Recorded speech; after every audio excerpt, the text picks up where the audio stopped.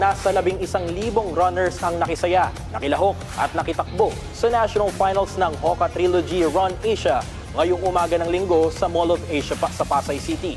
Mula ito sa ulat ni Bernadette Tinoy. 26 years old si Maricar Camacho na magsimula siyang sumali sa mga run events resulta ng paghihikayat ng kanyang asawa na isang atleta. Matapos ito, nagtuloy-tuloy ng paglahok ni Maricar dahil nakita niya ang benepisyo ng pagtakbo sa kalusugan. At makalipas ang 10 taon na sungkit ng 36-year-old Caviteña runner ang unang pwesto sa 42-kilometer run women's division ng Hoka Trilogy Run Asian National Finals sa oras na 3 hours, 25 minutes and 38 seconds. Siyempre, masarap po sa pakiramdam kasi pangarap ko lahat ng athlete yung laging nanalo first. Talo ngayon, last leg ng Hoka. Kaya magandang sa pakiramdam. Kasi hindi ka makakapag-42 pag hindi mo na kompleto yung leg 1, leg 2, leg 3. Kaya yun, napaigi, nakompleto ko naman. Bukod kay Maricar, first place din sa 42-kilometer men's division ang 28-year-old factory worker na si Edsel Moral. Anya, hindi naging madali ang preparasyon niya dahil kailangan niyang ipagsabay ang pag-iensayo at pagtatrabaho.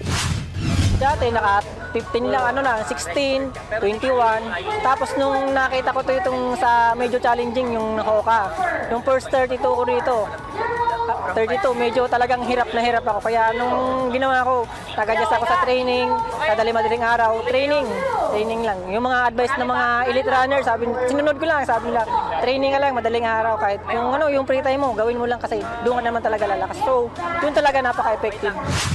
Isa sina Maricar at Edsel sa 11,000 runners na lumahok sa iba't ibang kategorya gaya ng 42-kilometer, 21-kilometer, 10-kilometer at 5-kilometer run na idinaos sa Mall of Asia Complex sa lungsod ng Pasay. Ayon sa CEO at founder ng runway na si Rio de la Cruz, tampok sa nasabing event ang mga finishers mula sa isinagawang leg sa Manila, Baguio, Cebu, Iloilo, Bacolod, Davao at Cagayan de Oro. Yung main objective natin sa kanila is yung progressive, di ba? From 16K, 21K, 32 to 42K. But of course, yung ating requirements lang naman dito is more on kailangan nila mag-register ng leg 1, 2, 3 ng longer distance para commitment. Kasi ayaw natin na tumakbo sila ng 16K and then after mag-42 na. So ayaw natin yun kasi ma-injured yan eh. So gusto natin progressive. Dagdag pa ni Rio na dahil sa mainit na pagtanggap ng mga runners sa programa, punteriya nila na mas higpitan ang mga susunod na event upang maiwasan ang ilang kalahok na hindi sumusunod sa kanilang rules and regulations. Marami kaming learnings na nakita kasi yung iba di natin talaga mapigilan na pasensya na, pero may nandadaya na yung runner na babae pinapatakbo sa lalaki. So nahuhuli natin yon. So mas higpitan pa natin kasi mas gusto nating ma-encourage din yung mga regular runners, no, na hindi naman nagpo-podium pero binibigyan natin sila ng platform na makuha nila ng mas maayos yung awards nila para mayroon silang motivation and inspiration to train.